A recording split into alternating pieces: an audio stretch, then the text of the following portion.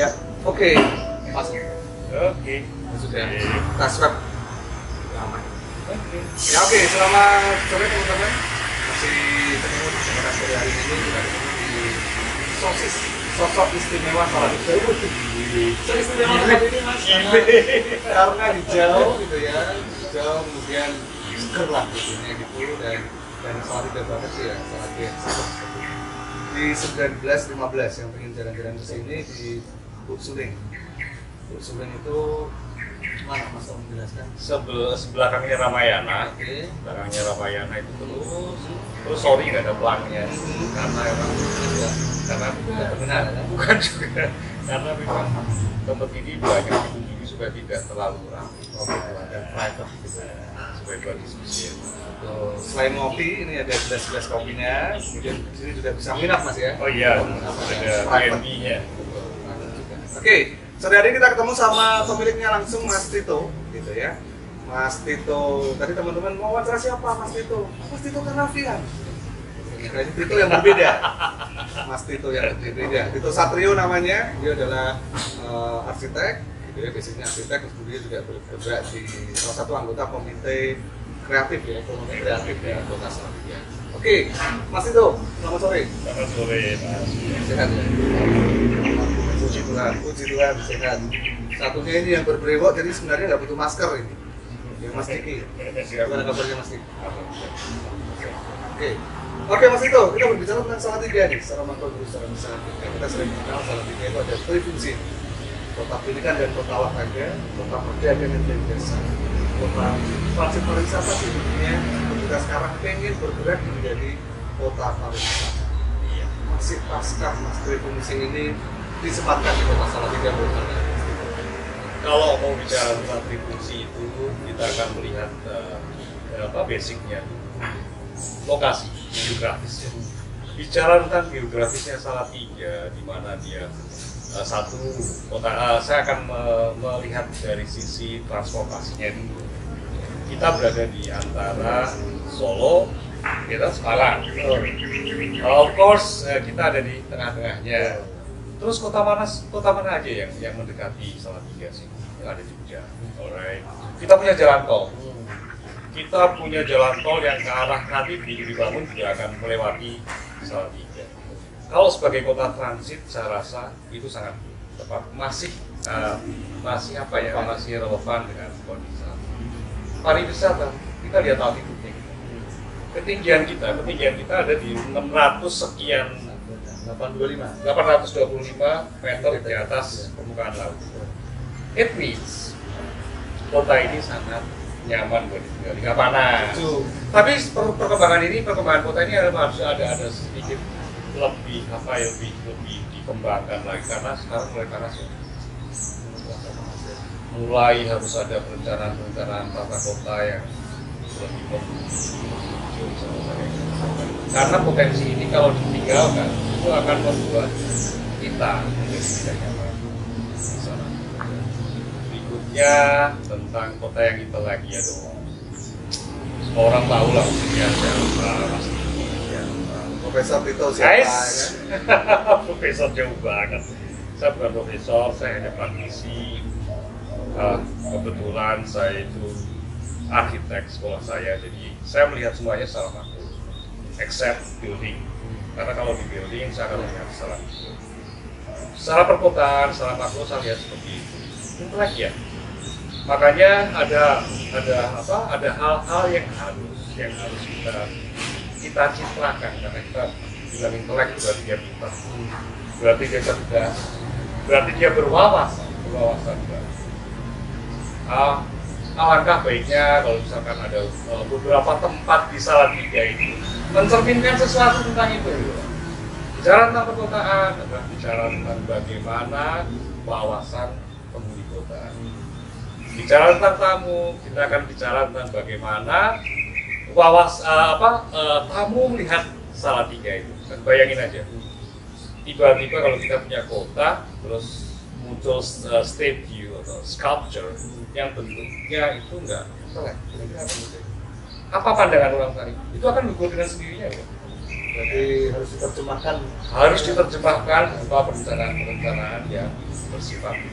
Menurut saya gitu loh, Mas. Ada pendapat Mas Ikin? Oh. Mas Bribo, Kalau salah tiga secara Mas Dika salah tiga? masih salah tiga, lain salah tiga. 38 tahun yang lalu. Ya, salah tiga itu kalau secara makro buat saya, kalau Mas itu transisi ada akademisinya juga, kalau saya lebih menyoroti tentang kehidupan. Karena misalnya itu salah tiga, orang tua, kakek, opa itu salah tiga dari tahun 1900 itu.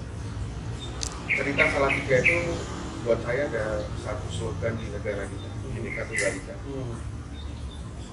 Salah tiga, kalau tadi bilang perdagangan jasa transit itu terjadi karena ada Bhinneka Tunggal Ika di diversity-nya ini. Diversity-nya ada di Salatiga.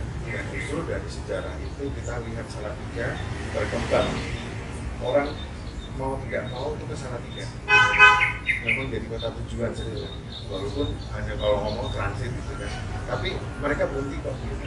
Kenapa mereka berhenti? Karena Salatiga berhasil mengembangkan kekasan lokalnya. Tentang Indonesia mininya, tentang kekerasan lokalnya. Sepakat. Itu Salatiga kuat banget. Ketika sudah ngomong Salatiga, nyaman, sejuk, bahkan dari tahun kalau kita ngomong abad 17 itu orang Perancis datang Salatiga. Arthur gitu ya. Arthur Ribal. Nulis di Salatiga. Orang Perancis lagi datang Salatiga, namanya Pierre Harman, dia tanam kopi di Salatiga. Naik ke abad 18, ada Baron van Iveren masuk ke Salatiga, dia masukkan sapi perah di kota Salatiga dan sekitarnya. Itu karena beda, karena kan kondisi cuacanya. Kondisi cuaca, kondisi. Nah, ini orang luar pun sudah terikat dengan kondisi alam. KSW sebagai universitas pertama yang swasta pertama di Indonesia, KSW dia berhasil menarik orang-orang dari Indonesia Timur, dari Indonesia Barat, dari Kalimantan, dari provinsi termuda kita dulu waktu Timur masih ada. Mereka di KSW. Inilah Salatiga kalau menurut saya dengan kehidupan yang majemuk, diversity-nya kuat, tapi dia tetap adem ayam seperti suhu udaranya. Intinya Salatiga itu akan nila. Itu secara makronya buat saya. Kalau dari bangunannya gimana Mas? Sedikit lagi supaya tadi berlanjut ya. Berlanjut artinya ada sesuatu pembeda di sana. Kayaknya itu ya soal itu. For sure yes. Saya melihat dari kacamata arsitek. Pertama kali saya masuk Salatiga, sebelah kiri saya ada benteng. Terus begitu masuk ke dalam lagi di Ponegoro, sebelah kanan ada bangunan-bangunan kolonial. Terus begitu saya masuk ke dalam, saya sangat melihat banyak sekali model kolonial, bangunan kolonial yang ada di Salatiga. Mulai dari Indies pure kolonial, Yankees, orang sebut sebagai arsitek Jenki. Ya. Jenki itu dari kata Yankees atau American.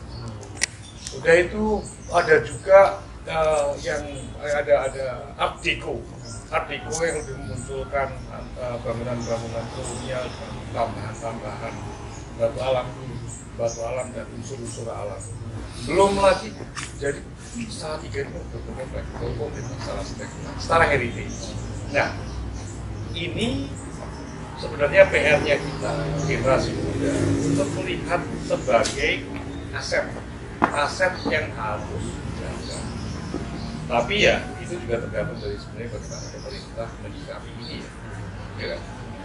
Menangkap ini sebagai aset ya, tidak serta-merta juga menempelkan bahwa ini BCB tapi tidak ada pelakuan. Saya bayangin ini tentang heritage kita bayangin juga mahal sekali maintenance harus ada effort yang lebih dari pemerintah pemakai bangunan itu untuk membuat maintenance jadi overall kalau bisa lihat Salatiga itu kayak miniaturnya Belanda zaman tahun 1800. bangunannya komplit, cuman sayangnya tidak begitu terlihat. Kalau kita boleh, atau kalau kita boleh jujur gitu ya, dan kenyataannya memang seperti itu. Hanya beberapa bangunan yang bisa dimanfaatkan maksimal oleh pemiliknya, hanya beberapa bangunan yang yang kelihatan lebih bagus. Yang lain ya yang penting mau dimainkan kan. Keren. Oke Mas, jadi memang kalau berbicara tentang Salatiga memang berbeda dengan yang lain ya. Kalau Iya. sebelum kita punya sumber daya alam, Bosyo, yes. kita tentu harus punya sesuatu yang berbeda. Salah satunya kreativitas. Bagaimana perkembangan ekonomi kreatif di Salatiga? Wah, kalau ekonomi kreatif ini Mas Diki iya, nih. Mas Brewo. Mas Brewo ini Mas adalah Brewo. salah satu penggagas dari KIK. Beliau yang sangat tinggi effortnya di KIK. Ketuanya Pak KIK itu namanya Pak Roy. Pak Roy ya? Roy, betul. Roy Wisono itu dari Taruna. Dia yang berjuang agar KIK ini, saya hanya pengikutnya. Iya, kita pengikutnya. Kalau saya di riset dan edukasi ya, Oh gitu. Ini sesepotnya. Nah, kan. tetap infrastruktur mas. Saya menjual takut. Ini adalah ekonomi kreatif. Silakan nih mas. Kalau ekonomi kreatif itu Salatiga itu sebenarnya banyak, tapi masih tercerai-berai. Kenapa? Saya ada satu makalah yang waktu itu saya dibekali di Badan Ekonomi Kreatif sama Dr. Adi di ITB. Kenapa tadi saya ambil Bhinneka Tunggal Ika? Ini relevan banget jadi keunikan kembangan kas lokal, ekonomi kreatif lokal itu ada berapa? Ada kekayaan, potensi alam, keragaman tradisinya. Ini jadi sebuah aset desainnya. Harusnya kota itu menangkapnya di situ. Nah, desain ekonomi kreatifnya seperti apa tuh? Karena beragam banget. Kalau ngomong 14.000 sekian, UMKM di Salatiga itu punya keunikan tersendiri. Sekarang kita ngomong sekitar 6.000-6.000-an itu makanan kuliner. Mulai dari minuman kecil, dari pinggir jalan, bakso kebab sampai 19-19 sampai rumah makan restoran gede, bakery dan kawan-kawan. Ini cukup beraneka-ragam. Kita lihatnya harus sama satu untuk menentukan bagaimana arah ekonomi kreatif ini yang harus dicermati oleh pemerintah kota Salatiga, bahwa kalau memang sudah ngomong diversity-nya bagus, kota dan sebagainya, ekstraknya harus melihat di situ bagaimana membawa teman-teman UMKM ini menjadi benar-benar menjadi ekonomi kreatif. Indikatornya harus jelas. Apa sih indikatornya? Kalau ada 4, jadi harus ada produknya, prosesnya, pemasaran, organisasi komoditi bisnisnya, baru terakhir inovasi. Oke, kita semakin dikejutkan dengan beberapa hari kemarin kita dapat kabar bahwa UNESCO gitu ya, Salatiga yang mendaftar sebagai kota kreatif dunia. Itu berangkatnya dari mana? Kemudian kira-kira sudut pandang yang diambil dari sebelah mana? Ya karena tentu banyak teman-teman yang waduh kok ekonomi kreatif tapi nanti kota kreatif dunia. Ini Mas Diki nih. Oh Mas Diki lagi dong. Ini apa ini? Kalau kemarin kita ngobrol sama Pak Wali, memang dan ada di Pak Wali Kota bulan yang lalu. Jadi Pak Wali Kota bulan yang lalu Pak Wali berkeinginan kita menggabung jejaring kota kreatif dunia versi UNESCO. Cuma ada beberapa 7 Enggak.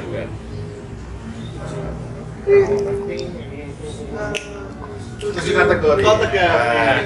Jadi salah satunya yang diambil sebenarnya namanya literasi, cuma karena literasi ada prasyarat yang kurang, akhirnya kita pivoting ke gastronomi karena lebih relevan dan syarat-syarat Lebih ini lah, memungkinkan. scoringnya lebih tinggi lah dibanding yang lain. lebih lengkap lah itu gastronomi. Gastronomi ini sebenarnya ini ada harus diluruskan nih mas. Harus diluruskan. Diluruskan Bengkok, nih. Mas. Nah, bengkok kemarin. Bengkok sedikit ya? Gastronomi itu kuliner sama dengan kuliner. Enggak, Oh, beda. Jadi ada sampai ada satu artikel di koran nih kompas.com apa bedanya wisata kuliner dan wisata gastronomi? Oke. Itu kan ya. Nah, kuliner masih bedanya dengan gastronomi. Kalau gastronomi itu kita ngelihatnya dari hulu ke hilir, lebih lengkap. Asal muasal makanannya dari mana, terus dijadikan apa, terus dimakannya seperti apa. Ini ada pola budaya, jadi gastronomi ada pola budaya pangan sebenarnya kalau boleh. Jadi kalau boleh saya simpulkan ini, gastronomi itu lingkaran yang besar sekali. Oke, salah satunya Kecilnya berikutnya itu ada kuliner. Kecil dia ini lagi itu ada satu usaha tentang makanan-makanan dan lain-lain. Ada di atasnya lagi, itu ada gastrohistorik, itu ada gastrobiografi, ada gastro. There's so banyak sekali yang hal-hal yang berkaitan dengan gastronomi. Jadi kita nggak bisa bicara tentang kuliner saja, kita akan bicara tentang raw dari mana ya, raw materialnya dari mana ya. Gastronomi itu lebih pada bagaimana kota itu bisa ekonominya tumbuh dari hal yang bersifat makro. Artinya gastronomi harus membuat ekonomi grow. Kebutuhannya adalah ketika gastronomi ini menjadi suatu item di satu kota, maka diharapkan itu pertumbuhannya akan menjadi bagus. Semua orang akan kesini melihat Salatiga, semua orang akan mencari Salatiga, dan itu akan menumbuhkan ekonomi Salatiga secara otomatis. Sebenarnya kan tadi ada sedikit tadi ya, wisata ya. Wah, bisa. Wisata nih, ngomong wisata, UNDP Globus kayak pakai bahasa Inggris aja ya. Organisasi Pariwisata Dunia. Itu bahasa Inggrisnya. Ya. Jadi gini Mas, wisata gastronomi itu kalau ditulis dia, rangkumannya dia adalah perjalanan yang berhubungan dengan makanan ke suatu daerah. Nah, dengan tujuan rekreasi. Termasuk, satu, penghasil makanannya. itu dia. Kedua, acara festival makanannya. Pasar petaninya, acara memasaknya, demonstrasinya, mencicipi produk makanan berkualitas, serta aktivitas pariwisata yang berhubungan dengan makanan. Well, kalau dilihat dari situ tadi, apakah Salatiga cocok untuk kalian? Pak balikin lagi nih. Cocok nggak Mas? Cocok. Nah, tuh. Karena gastronomi selalu bersifat makro. Terus variabel pengikutnya itu adalah variabel dari gastronomi. Itu ya. Bicara pariwisata, kita nggak akan menarik kalau teman kita nggak gastro deh. Nggak ada, kita kayak misalnya nih contoh, kita ke Kopeng, kita melihat orang bisa metik, itu adalah salah satu gastronomi Penghasilnya, petani. Nah, kita melihat orang metik cabai, itu sebenarnya sudah tren selama 10 tahun lebih, cuma tidak ada yang melihat itu sebagai gastronomi, itu hanya sebagai pariwisata. Padahal kalau dipetik dengan wawasan bagus, maka itu bisa diwasmikan sebagai gastronomi.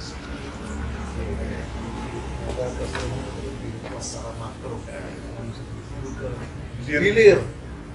yang kudu dihatem tuh hulunya dulu apa hilirnya dulu? Pertanyaannya di situ. Pertanyaan situ jawab. Kalau saya memang kalau di Salatiga memang sudah lengkap yang itu tadi. Ada yang bisa dikantong satu dengan satu yang lain. Tapi bagaimana kita mengangkatnya secara naratif, narasi yang bagus. Naratif. Naratif yang bagus. Karena ini ngomong UNESCO tadi Mas ya, saya belum buka UNESCO-nya ya. Mau diatur dulu ide-nya. Kalau ngomong indikator yang dari UNESCO berarti satu ada edukasi, kedua ada sains. Itu yang penting. Harus ada supporting systemnya. Kita Salatiga kota pendidikan. Tetap ya. Dari UNESCO indikatornya kota pendidikan ada UKSW ya. Berarti supporting systemnya sudah Jalan ada kan sudah ada. Hulu ke hilirnya sudah ada jalan. Apa yang dilakukan sudah pasar pagi sudah. Kita bunyi pasar pagi yang protes ya kan. Oke. Itu udah gasul banget. Kita tinggal menceritakan saja secara apik. Nah, kenapa di sini? Kenapa saya angkat indikator hal ini? pembedanya adalah di sini. Masyarakat. Solo. Oke, Solo. Solo. Solo juga ada budayanya mas. Dengan budaya tulis ngomong budaya kolonial punya juga. Cuma ingat mas, kenapa pembeda? Satu, Bhinneka Tunggal Ika di sini mulai dari tahun kapan? Karena kita kota tertua kedua di Indonesia. Itu tidak dipunyahi sama siapapun kecuali Palembang nomor satu. Bicara tentang kota tertua nih. Nah itu. Terus apa dong yang menyebabkan kita ini membuat gastronomi itu sebagai citra kotanya? Karena tentang heritage, peninggalan resepnya, kalau bicara tentang resep gastronominya, saya ambil salah satu deh kulinernya itu Salatiga itu TOP. Bayangkan berdiri di tahun 700 loh. Dan tahun 700 itu orang semua makan juga. Orang semua bertani juga. Orang semua orang menjual makanan di pasar. Itu yang harus kita gali baik-baik. Itu yang sadar, alhamdulillah, puji Tuhan sampai sekarang orang masih memakai hal yang sama, tapi dimodifikasi lah, semuanya dimodifikasi lah. Ada modifikasi, umpan kotor, ada modifikasi, macam-macam, banyak sekali. Berarti jangan mengecilkan arti gastronomi itu menjadi satu hal yang kecil. Oh, nggak ya, boleh. Kita masih harus mencari dan menjadi benar-benar berbeda. Bahkan wisata pasar itu gastronomi. Bayangin. Pak Wali, ini ngomong Pak Wali, kebiasaan Pak Wali kota dahar yang di satu tempat makan di Pasaraya di lantai 2. Sob. Gastronomi. Pertanyaannya kenapa sopnya di situ bedanya apa sama sop di Solo? Karena sop itu memang resepnya mereka udah mbah-mbah Sudah 3 dekade lebih. Banyak mana beda aset Salatiga sih. Aset, nah tadi dia bilang asetnya adalah aset keanekaragaman aset itu dari mulai sebelum Indonesia berbeda karena aset yang sangat banyaknya mas. Kita mau cerita gastronomi kalau mau ditentukan itu 1.000 di Pulau Batu, Salatiga mampu kok warga. Contoh nanti yang mau dilakukan itu berapa lembar itu baru sketch bangunannya. Nah cerita tentang bangunannya nih. Contoh di depan bangunan Bonteng itu ada yang jualan ting-ting. Berapa lembar lagi? Itu berapa? Itu berapa lama dia? Saya merasa tersulit dari Humas Pemerintah Kota. Selama ini saya kebingungan. Branding Salatiga. Makanya kenapa ke gastronomi, lebih ke gastrohistorik. Karena tertua tadi kita punya sejarah panjang tentang pola kehidupannya dari mulai abad ke-7 sampai abad ke sekarang. Itu polanya panjang sekali. Kalau dibilang ini untuk salah satu ilmu gastronomi adalah gastrohistorik, di mana pola kehidupannya itu terrefleksi jelas di sini melalui gambar, melalui artefak, melalui peninggalan. Nah, peninggalannya kan jelas. Dendeng salah satunya. Memang kita tidak punya relief secara umum dendeng. Reliefnya dari Candi Borobudur. Tapi Candi Borobudur dengan Salatiga, waktunya hampir sama. Berarti waktu itu kehidupannya sama dong, mereka makan dendeng Pulau Batu sampai Tumpang Koyon. Itu mereka ada semua. Cuman itu semua nggak dinarasikan dengan bagus. Sehingga itu kita anggap sebagai biasa-biasa aja lah, semua orang hidup cari makan lah, kita menjual sesuatu. Tidak. Itu secara akademik itu yang memang harus dikaji sampai segitunya ya. Kenapa tidak ya? Saya tertarik dengan literasi digital bagi masyarakat. Masyarakat itu jadi gini, ibaratnya dia di sawah gitu ya. Gastronomi tadi dia lawas sekali kan. Dia menulis kemudian di-upload. Wah, itu yang kita harapkan. Kita jajan di mana foto atau nge-vlog. Halo guys. Saya Minum kopi guys. Iya. Inovasi lagi terakhir. Itu kalau misalkan dicari benang merahnya nih, kalau dicari benang merahnya yang bagus, itu bisa jadi cerita yang menarik buat Salatiga. Betul. Iya. Jadi masyarakat, oke boleh lah yang saya jalin yang bolong diupload nggak apa, tapi kalau ada yang baik-baik diupload juga. Iya. Harus. Ada hal yang Kalau cuman bolong diupload, ya semua orang semua sedunia tahu lah Salatiga kayak gimana, nggak usah lah kayak gitu. Itu cukup misalnya kalau jalan yang diupload. cukup pemerintahan kan, WA WA, yang baik-baik kan baik-baik aja ya, positif. Kita itu harus setidaknya itu menciptakan positif vibes buat kita sendiri, positif atmosfer gitu. Kalau cuma saling berkerean kayak gitu semua di Indonesia gampangnya kita. Aku sepakat dengan kata-kata positif tadi. positif. Saya selalu dengan kata-kata positif. Tidak bisa melihat sesuatu hanya dari sisi. Kalau ada positif itu tentang ekonomi gimana? Saya tanya lagi untuk bisa menceritakan. Ya ceritain dong kamu aja. Saya dong. MC-nya di sini. Ini MC-nya. Moderatornya. Enggak, kamu aja cerita. Kamu cerita. Positifnya. Positif ini.